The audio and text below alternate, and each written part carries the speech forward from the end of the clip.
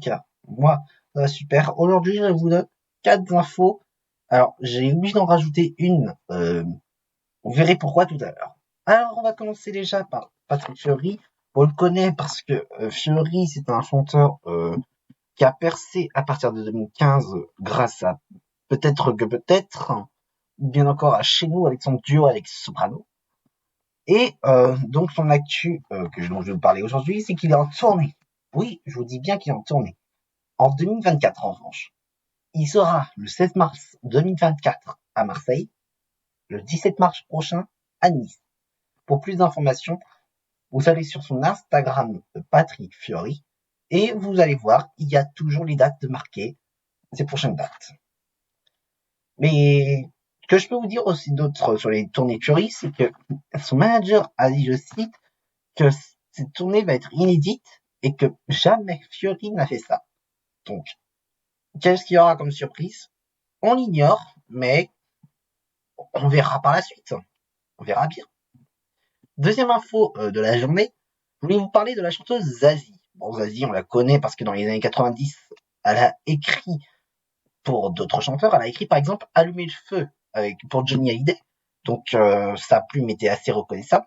Mais elle s'est chantée aussi Zen dans les années 70 et 90, pardon, 90, c'est les années 90, excusez-moi. C'est une qui suis perturbé ce matin. Et je voulais parler de Zazie parce que elle est en ce moment en tournée et elle compte pas s'arrêter de sitôt avec une tournée spéciale 30 ans. Car en 1993, elle avait lancé sa carrière, qui malheureusement ne devait pas décoller, en tout cas pas de suite, mais ça a commencé à voler à partir des années 2000, quand elle s'est rendue compte que le public était plus important que tout. Et donc Zazie, ses prochaines dates sont le 2 mars à Courbevoie. Le Courbevoie, c'est plutôt vers Lille, si je peux dire. Et elle sera le 5 mars à Bordeaux. Et toutes les dates, bien sûr, seront sur les zéniths. Elle va faire le zénith de Nantes aussi, elle va faire le zénith d'Amiens, à Tours, elle va être à Clermont-Ferrand, à Drapeau, à plein d'autres zéniths. Maintenant, je vais vous parler d'un chanteur qui chante depuis 21 ans.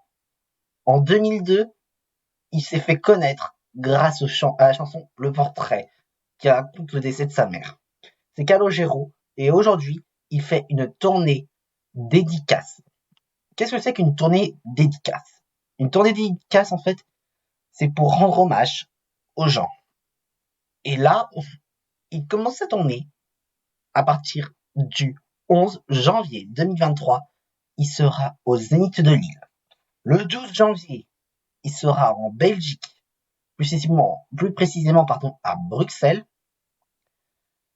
Et une date très importante, j'ai pris une ville au hasard, les Nantaises et les Nantais. Si vous voulez aller voir Calogero, il sera sur scène le 2 février 2024 au Zénith de Nantes. Et je voulais vous parler donc d'une quatrième personne, une personne dont j'ignorais totalement la mort, mais aujourd'hui, pour moi, il y a une grande star qui a disparu, c'est Dick Rivers. Il est décédé en 2019, moi je le savais pas du tout. C'est en regardant la nécrologie que j'ai vu que ce grand chanteur des années 60, il s'est fait connaître dans les groupes connus. Je crois que c'était les Chaussettes Noires à l'époque, qui étaient grands rivales de plein de groupes. Dick Rivers était reconnu dans le monde entier. Il est décédé à l'âge de 74 ans, le jour de son anniversaire. Vous vous rendez compte que c'est rare de mourir le jour de son anniversaire. Et j'ai pas les musiques de droit d'auteur, malheureusement.